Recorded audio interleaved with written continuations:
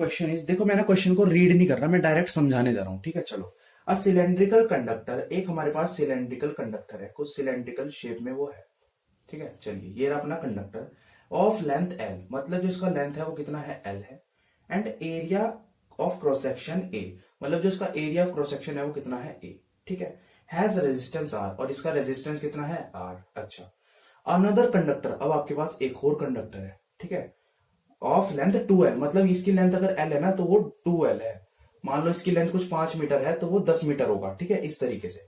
चलिए, तो ये लेंथ आपको कितना हो गया, 2l। ये दूसरा, ये मान लो आपका पहला कंडक्टर है, ये आपका दूसरा कंडक्टर है, ठीक है। इसका लेंथ कितना है, 2l। अच्छा, इसने कहा एंड रेजिस्टेंस आर, मतलब दोनों का रेजिस्टेंस कैसा है, सेम है। अच्छा, और फिर इसने कहा end of the same material, मतलब इन दोनों का जो मटेरियल है, मटेरियल जिससे ये बने हुए हैं वो भी कैसा है, सेम है। चलो, आपको दूसरे वाले का area of cross section find करना है, ठीक है। तो चलो, अब देखो मैं एक ट्रिक बताता हूं ऐसे क्वेश्चंस को करने की, जब कभी कंपेयरिंग वाले क्वेश्चन आ जाए। सो पहले वाले में रेजिस्टेंस आर था, लेंथ एल थी, area of cross section A था, और मटेरियल सेम था। अब मटेरियल से क्या होता है, अरे भाई, जो रेजिस्टिविटी आपने पढ़ी थी ना, रेजिस्टिव क्या होता है, नेचर ऑफ मटेरियल, मतलब दोनों की रेजिस्टिविटी भी सेम है। मटेरियल सेम तो रेजिस्टिविटी सेम, ठीक है, क्योंकि रेजिस्टिविटी मटेरियल पे डिपेंड करता है। तो ये एक्चुअली में ये कहना चाह रहा था, ठीक है। चलो, इसको मिटा दूं, चलो मिटा रहा हूं।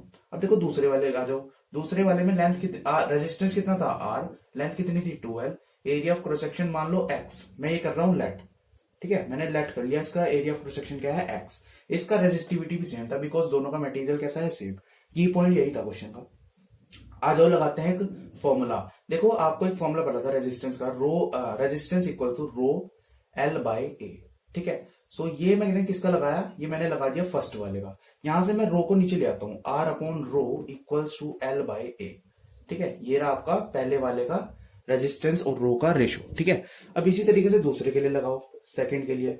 तो इसका क्या होगा, आर तो देखो सेम है दोनों का, रो, एल इसका क्या है, 2l अपॉन ए क्या है, ए तो x है ना, ये देखो हमने लेट करा था x, तो ये आ गया। अब रो अपॉन एल का वैल्यू यहां से निकाल लो, क्या हो जाएगा, 2l बाय x, ठीक है। अब देखो, ये भी सेम है और ये भी सेम है, मतलब ये वैल्यू और ये वैल्यू सेम है। एक तरीके से हमने दूसरे वाले की हेल्प से रो आर अपॉन रो का वैल्यू निकाल लिया, आर अपॉन रो का वैल्यू निकाल लिया। तो मैं ये वैल्यू उठाकर यहां पर रख दूं, ये ऐसे फर्स्ट था ना, तो मैं क्या कर रहा हूं, पुट वैल्यू इन फर्स्ट। तो क्या था, आर अपॉन रो का वैल्यू क्या है, 2l by X equals to l by A, ठीक है। इतना समझ में आ गया।